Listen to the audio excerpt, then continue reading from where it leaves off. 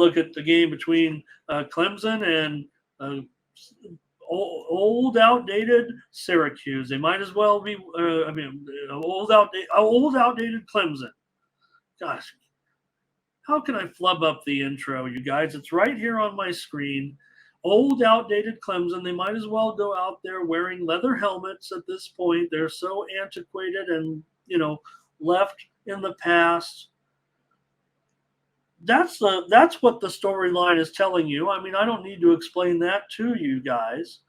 That basically, all of a sudden, the game has passed them by. Now, I'm not going to say that the game is, but what probably has happened here is, they've had some coaching turnover too, but you're trying to keep it the same. And look, even all the other teams, right? Even, now you look at what Tagovailoa is doing at Oregon State, and you look at what, Clemson, they gave him the boot, right? Okay, so maybe Oregon State still isn't Clemson, but maybe they are. Maybe Clemson is just an average,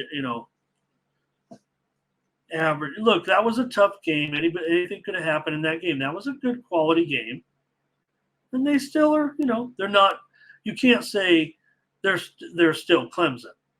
They are Clemson. They've got the remnants of a power, of the superpower that they were. There's still pieces there. There's still moments. There's still recruits. It's just not all there anymore. And it could be a little bit with the philosophy. But you don't want to have that problem right now going up against a team like Syracuse, probably. Syracuse has covered 5 of the last 6 meetings with Clemson, and that's, going with Clemson was good. Syracuse had some decent years. We know that. Some okay years. Clemson's covered the spread in 7 of their last 10 on the road, but I'm starting to throw things like this out right now if it's not a short term, right? Yeah, Mike says, just give me Clemson 2 TDs or more. Kind of we saw it a little bit, right, in the way with Alabama. We talked about all of a sudden they were only a 7-point favorite and they ended up winning by double digits. Like, well, maybe that was a little bit too much of adjustment, but maybe not against Syracuse. Look, if this total's 52, oh my gosh. Now I had these lines are a little bit stale, and I want to update, show you a move. These lines I kind of typed in within the last 24 hours, I'll just say.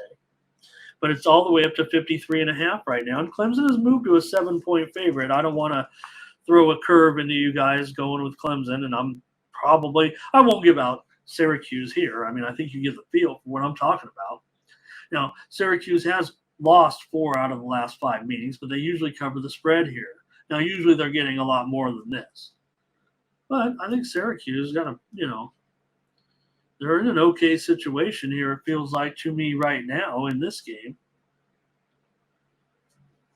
I mean, they are undefeated, obviously, in their 4 games so far, and they're 3-0-1 against the spread. And they're, playing pretty good defense, I'd say. So why couldn't you have a good, successful day now? Granted, Syracuse has been hanging out at home, but that's fine. They're home here. The home is where you want them. So Clemson 1-3 against the spread so far.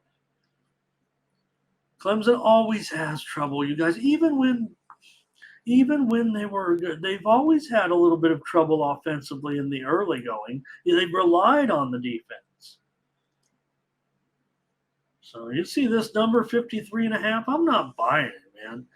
Clemson doesn't have enough offense here, even against Syracuse. Syracuse has gone under in 10 of their last 13 games at home, and they've gone under in 7 of the last 9 ACC games, dating back to last season.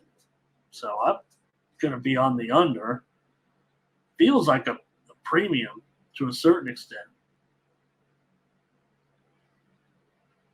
Clemson's also gone under in 4 of their last 6 and 6 of their last 9 on the road.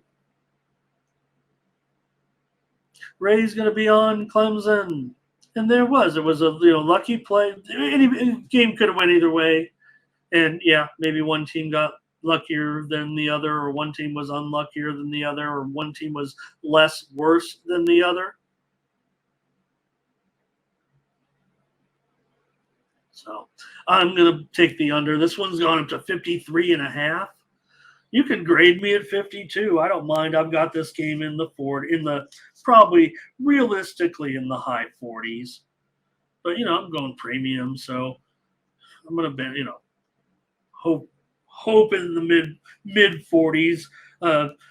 It's more looking at my numbers, which certainly come in the high 40s. A little bit of I don't agree with this move. That's for sure. I'm going to investigate it further. I probably should, but I'm too late now.